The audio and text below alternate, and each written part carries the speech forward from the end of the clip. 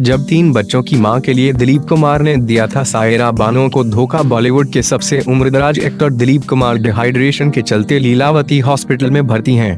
पहले खबर आई कि गुरुवार तक उन्हें कुछ ही घंटों के लिए आईसीयू में रखा जाएगा, लेकिन दिलीप कुमार की हालत में सुधार नहीं है। उन्हें अभी भी आईसीयू में रखा गया है। 11 दिसंबर 1922 को पेशावर, पाकिस्तान में जन्मे दिलीप कुमार और उनकी सायरा बानो शादी के 50 साल से भी ज्यादा हो गए हैं।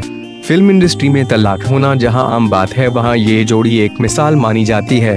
हालांकि दिलीप और सायरा की शादी भी विवादों से दूर नहीं थी। दोनों के बीच उस वक्त दरार पड़ गई जब दिलीप कुमार की लाइफ में पाकिस्तानी लेडी आसमा आ गई थी। यही नहीं, दिलीप ने सायरा को तलाक देकर आसमा से शादी कर ली थी। आसमा और दिलीप कुमार की मुलाकात हैदराबाद में एक क्रिकेट मैच के दौरान हुई थी।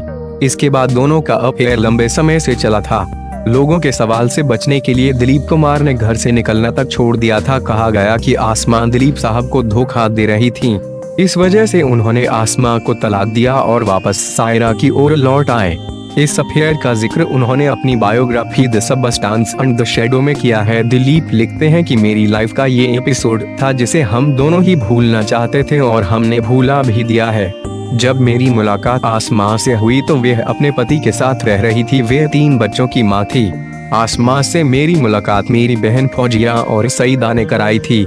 आसमा मेरी दोनों बहनों की दोस्त थी। पहले मुझे लगा कि वह भी मेरे दूसरे फैंस की तरह ही होगी। आखिरकार 1980 में दिलीप और आसमा ने शादी कर ली थी।